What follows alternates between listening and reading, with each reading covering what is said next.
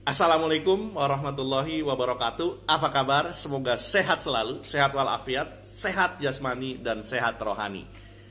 Pagi hari ini, subuh hari, setelah sholat subuh biasa kita ngobrol, kita ketemu. Kalau pada video sebelumnya saya bicara tentang yuk kita bersikap bodoh amat, bomat atas hal yang kita tidak memberikan manfaat buat kita, dan tentunya tidak bodoh amat atau peduli terhadap hal-hal yang memberikan manfaat buat diri kita, manfaat buat orang lain, manfaat besar untuk kehidupan kita. Karena di akhir video saya bilang, kalau kita tidak bersikap bodoh amat terhadap hal-hal yang tidak memberikan nilai lebih buat kita dan kehidupan kita dan kehidupan orang lain, maka jangan-jangan kita akan terjebak pada namanya hedonic treadmill. Apa itu hedonic treadmill? Saya akan sampaikan hedonic treadmill apa saja kira-kira menjadi penyebab utamanya, termasuk adalah bagaimana kita menghindari terjadinya hedonic treadmill. Hedonic treadmill sendiri diperkenalkan sekitar tahun 70-an, seingat saya begitu, dikenalkan oleh Brickman and Campbell. Saat itu Brickman and Campbell memperkenalkan, mereka adalah seorang pakar psikologi. Mereka memperkenalkan istilah saat itu masih mereka nyebutnya dalam bukunya Hedonic Relativism and Planning Good Society. Itu mereka menyebutnya adalah hedonic adaptation. Tetapi akhirnya pada tahun 90-an Michael Enick menyebutnya kemudian dengan hedonic treadmill. Hedonic treadmill. Saya ingat sekali anak saya sekarang lagi senang sekali treadmill, dia lari, bahkan pakai sayap di sayap-sayapan ya, pakai selimut kecil yang dia ini dipakai di belakangnya. Wah, dia treadmill seakan-akan dia superhero. I'm superhero. Yes, practice. Dia lari kencang sekali, tetapi dia lari di tempat. Jadi kalau Anda misalkan kita semua menggunakan treadmill, kita lari secepat apapun yang kita berada di tempat saja. Sehingga akhirnya Michael Enick saat itu bilang itu adalah namanya hedonic treadmill. Apa itu hedonic treadmill? Simpelnya begini, kalau kita bicara istilah, pasti banyak istilah yang bisa kita, atau banyak definisi-definisi yang bisa kita lakukan.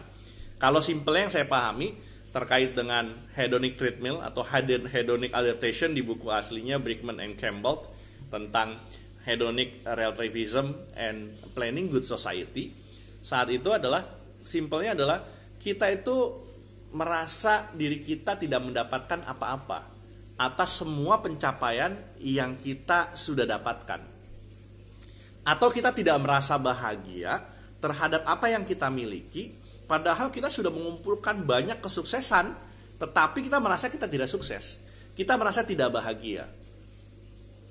Kita terjebak pada kondisi kita tidak bahagia, seperti berjalan di tempat saja terhadap apa yang kita capai, malah kita memikirkan apa yang orang lain dapatkan.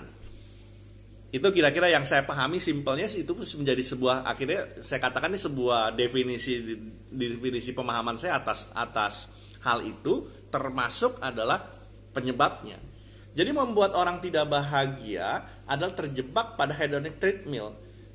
Itu maka ada istilah yang menarik terkait dengan hal tersebut, analogi yang paling sekali kita sering dapatkan terkait dengan hedonic treadmill ini. Ada orang naik mobil mewah, kemudian merasa stres, merasa nggak bahagia, aduh gitu, stres. Kemudian dia lihat dari dalam jendelanya yang di dalam ruangan mobil yang ber-AC, yang sejuk, yang kursinya nyaman, kulit nyaman, disetirkan. Dia melihat keluar, enak banget ya itu tukang beca, tidur di tengah hari, sedangkan gue harus berkutat dengan hal-hal yang memusingkan kepala, yang tidak ada habis-habisnya. Gue merasa kok hidup gue tuh gak bahagia, tidur susah, sudah beli bantal yang sedemikian mahal, sudah beli kasur yang sudah sedemikian ratusan juta, banyak kasur ratusan juta. Itu tidak juga membuat tidur. Bahkan sudah datang ke dokter insomnia, hanya melihat orang kok hanya beralaskan jok beca yang dia menunggu penumpang, dia bisa tidur. Atau melihat tukang sampah, dia bisa tidur pinggir tong sampah, melihat pemulung bisa tidur di pinggir-pinggir emperan toko, bisa tidur. Dengan nyamuk, dengan kotor, dengan bau, mereka bisa tidur. Akhirnya banyak orang-orang yang merasakan seperti itu. Akhirnya orang merasa, oh kayaknya hidup bertani, petani itu lebih hebat. Tapi sebaliknya, mungkin tukang beca melihat, lah gua kok, udahlah gua tidur aja lah, penumpang nggak datang. Ini hidup gua susah, capek. Enak ya orang dalam mobil yang ber-AC. Anda yang berada di angkutan kota, memandang kayaknya naik mobil pribadi enak. Tapi banyak juga orang yang akhirnya mobil pribadi nyetir pada ketimbang harus nyetir, habis BBM, mendingan gua naik angkot.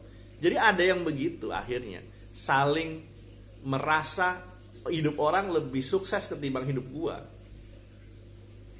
Orang lebih bahagia ketimbang hidup gua, hidup kita, hidup saya. Jadi hal-hal itu yang akhirnya membuat hedonic treadmill. Kita mencapai apa yang kita sudah dapatkan, tapi kita seakan-akan hanya berada di tempat saja. Ada sebuah kisah epik yang sangat terkenal sekali, kisah epik yang ini sering dibahas, adalah seorang mantan vokalis Metallica yang akhirnya dipecat dari grupnya, lalu membuat grup namanya Megadeth. Saya lupa namanya, mungkin nanti kalau salah tolong di kolom komentar, karena ini saya bicara kemudian saya tidak edit, langsung saya upload ya. Seingat saya David Mustaine. Jadi dia adalah seorang mantan vokalis Metallica, keluar dari grupnya, bikin Megadeth. Grup band Megadeth, sama-sama heavy metal. Dan ternyata memang grup Megadeth ini itu saingannya Metallica. Hebat sekali, terkenal sekali. Pada masanya itu ada dua grup band itu, waduh pokoknya kalau mereka konser tuh ya sama-sama hebat, Megadeth dan Metallica.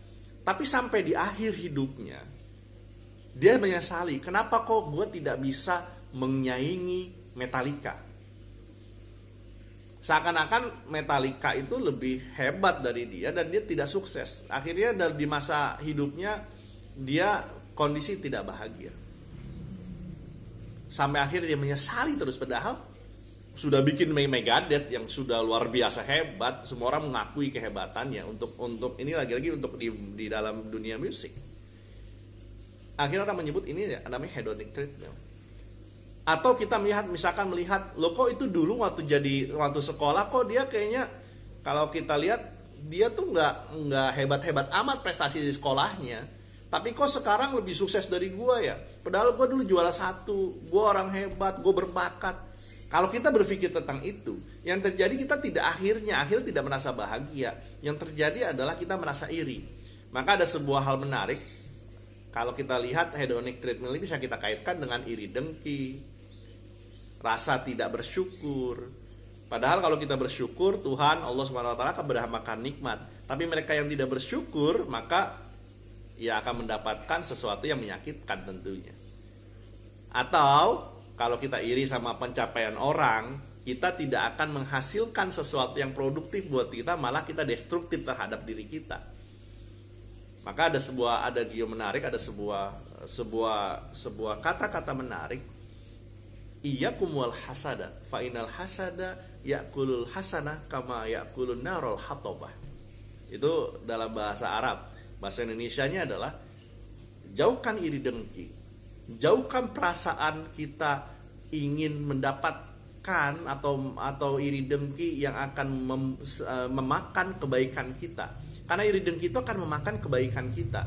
Sebagaimana api unggun, api di perapian atau api yang besar memakan narol atau makan kayu bakar. Jadi kalau api makan kayu bakar itu kan cepat sekali, langsung hilang gitu dalam hanya waktu beberapa menit. Sama seperti hal itu. Pencapaian yang kita dapatkan selama ini, kalau kita tidak imbangi dengan rasa syukur, yang terjadi apa? Kita mendapatkan hal apapun merasa tidak nikmat. Kita sering berpikir, andaikan gue punya sepeda, pasti lebih enak ketimbang gue hanya jalan kaki. Itu bisa berpikir, tapi begitu sudah naik sepeda, andaikan gue punya motor. Kalau sudah punya motor, andaikan gue punya motor yang lebih hebat, lebih bagus. Kalau sudah punya mobil bagus, andaikan gue punya mobil. Kalau sudah punya mobil, andaikan gue punya mobil yang lebih mewah, andaikan gue punya pesawat terbang, andaikan gue bahkan punya pesawat antariksa. Akhirnya ke arah sana. Kalau kita hanya berpikir fokus kepada hal-hal yang membuat kita merasa terpuaskan. Ketika sudah mencapai itu, ternyata kepuasannya malah tidak puas sekali. Jadi akhirnya kita terjebak pada hedonic treadmill, mencapai hal yang luar biasa besar, tetapi kita merasa kecil yang kita dapatkan. Sehingga kenikmatan makan makanan mewah bisa jadi hampir sama dengan menikmati makanan di warteg. Maka ada istilah menarik lagi dalam bahasa Arab itu, saya suka sekali dengan hal-hal falsafah Arab. Idza ma kunta dza qalbin qanu anta wa malikud dunya sawa. Kalau hati kita merasa senang, hati kita merasa puas atas apa yang kita dapatkan, maka kita merasa senang. Sebaliknya, kalau kita kalau kita tidak merasa senang dan merasa puas, ya kita akan tersisa terus. Idza kunta dza qalbin qanu anta wa malikud dunya sawa. Kalau Anda merasa puas, merasa senang, maka Anda seakan-akan seperti seorang raja yang paling hebat sedunia, dan Anda rasanya akan seperti itu. Tetapi sebaliknya, kalau Anda seorang raja yang memiliki semuanya, tetapi Anda tidak memanfaatkan, kita tidak memanfaatkan apa yang kita dapatkan itu untuk bersyukur, untuk memberikan manfaat, yang terjadi apa?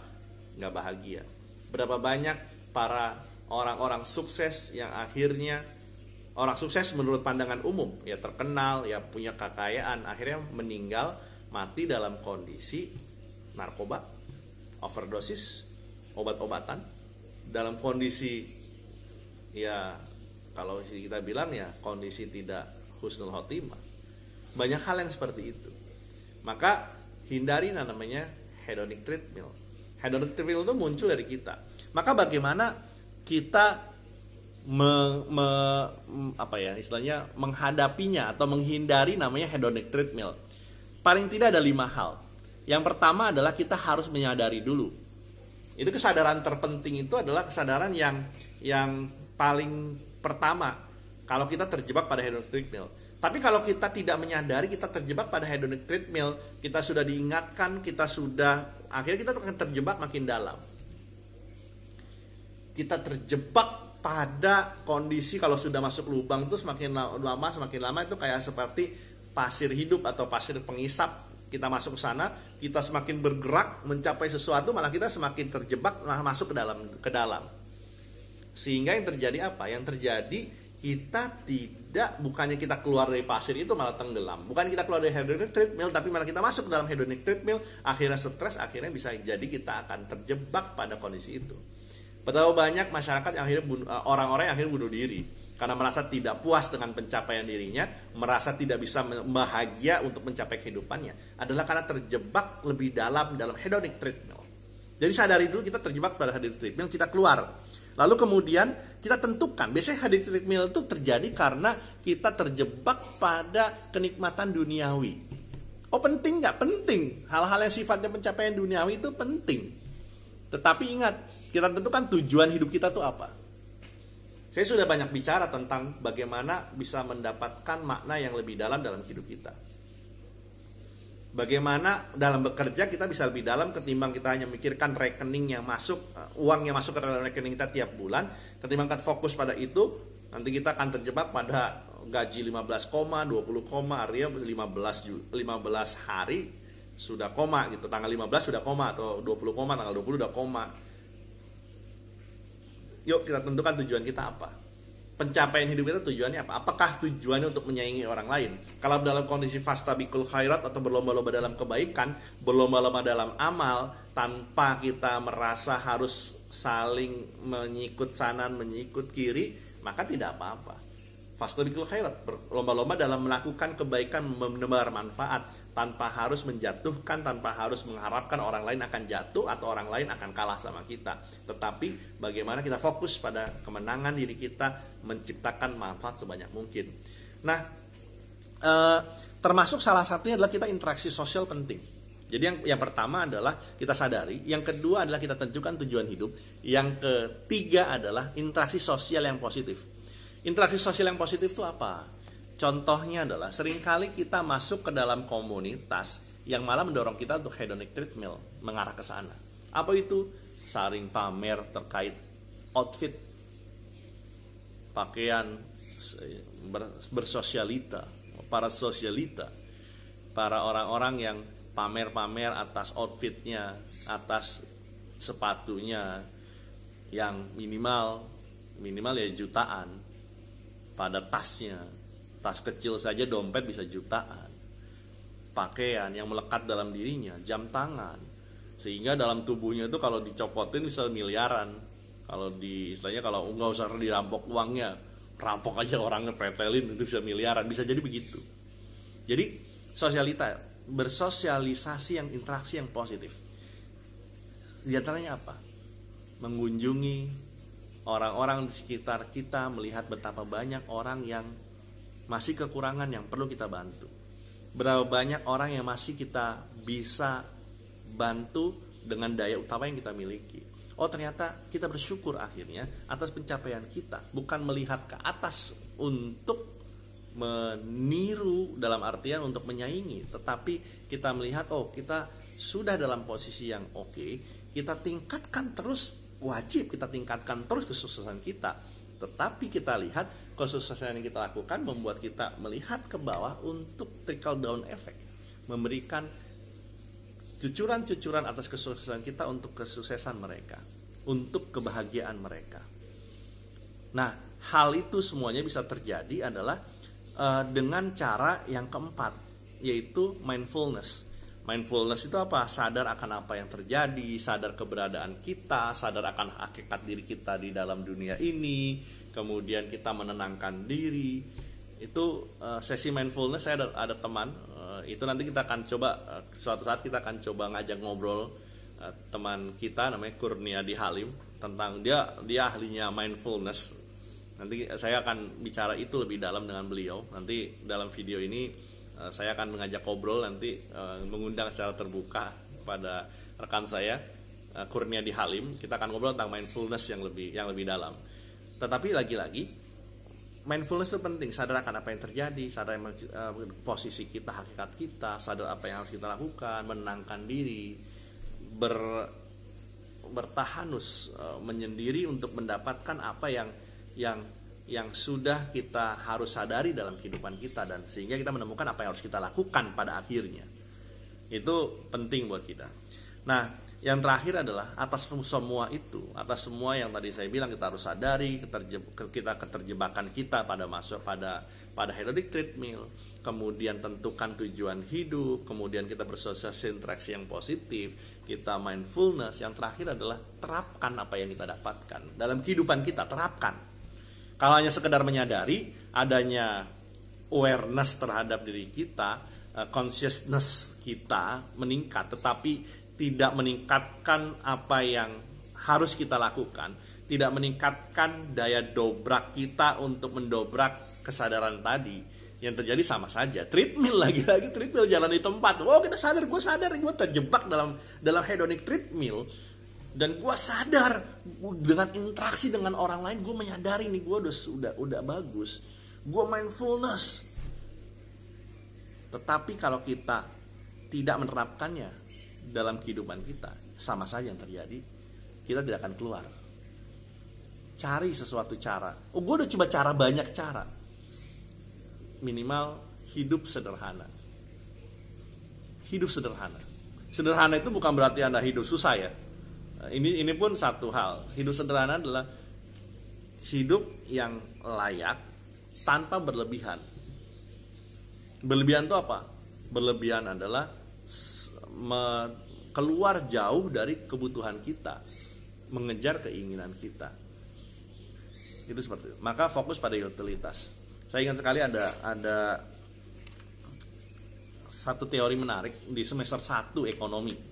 Kalau orang ekonomi atau Anda belajar tentang ekonomi lah, sehingga saya di SMA juga mungkin diajarin the law of diminishing utility, the law of diminishing utility. Jadi hukum berkurangnya ke utilitas atas sebuah barang. Jadi kalau kita makan apa yang paling Anda sukai apa misalnya? Kalau ini es krim misalkan, es krim. Oke. Kita makan es krim yang paling enak sedunia. Wow. Kita makan satu cup kecil. Wah, rasanya begini banget. Utilitasnya itu kalau angkanya mungkin 50. Begitu makan yang kedua, wah enak lagi gitu ya. Pas begitu Anda makan satu cup, enak. 2 cup bertambah.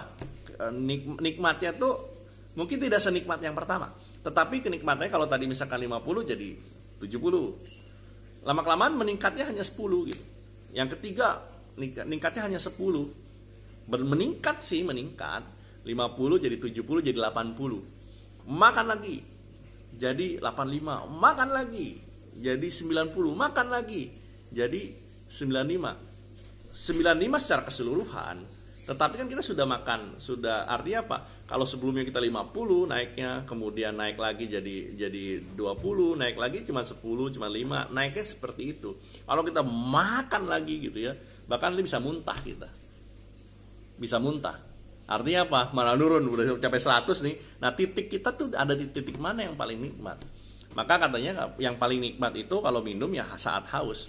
Yang paling nikmat kalau makan itu adalah saat kita lapar. Dan berhenti sebelum kenyang. Maka ada istilah makanlah ketika lapar, berhenti sebelum kenyang. Itu susah sekali berhenti sebelum kenyang.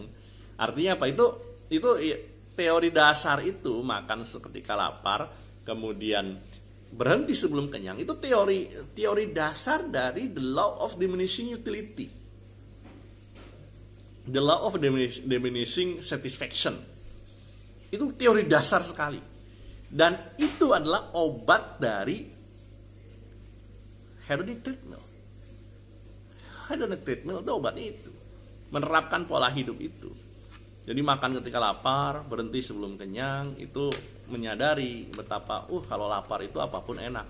Anda kalau puasa ya, ini bagi yang bentar kan, ini kalau Anda yang berpuasa, misalkan Anda pernah puasa, itu rasanya tuh kalau mau udah siang hari itu ngelihat ikat rambut tuh kayak kue putu mayang gitu. Jadi mungkin begitu ya, ngelihat kecoa tuh kayak kurma barangkali ya, membayangkan itu istilahnya begitu.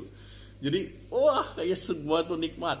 Udah sore hari tuh air putih, es campur, dikumpulin tuh satu meja full. Itu waktu zaman saya masih kecil tuh begitu tuh. Semua dikumpulkan makanan di meja gitu. Ada kurma, ada ini, ada makanan ini, ada daging, ada ayam. Itu dikumpulkan dalam satu meja gitu. Padahal begitu kita buka puasa, Allahu Akbar, itu hanya makan apa? Hanya makan kurma satu, air putih 1-2 gelas, sudah kenyang tuh, udah nafsu hilang gitu. Jadi itu yang pada akhirnya ya kehidupan dunia itu tidak lebih dari itu.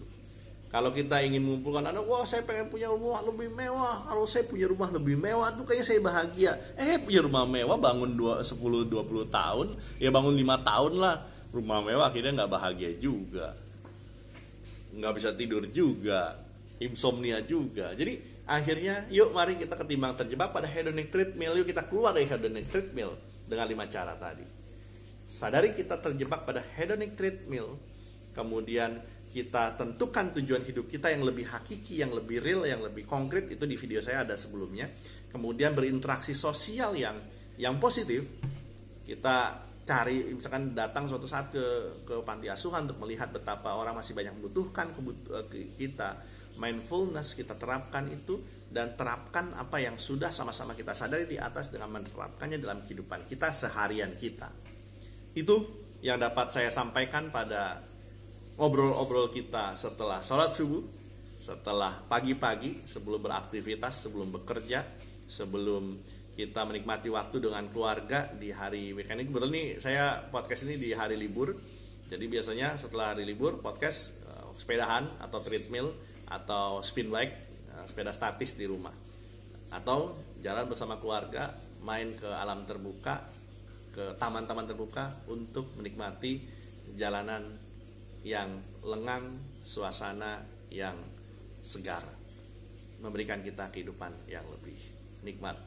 Jangan lupa bersyukur dan terapkan rasa syukur kita dalam aktivitas yang positif. Hidup sekali, hiduplah penuh arti. Assalamualaikum warahmatullahi wabarakatuh.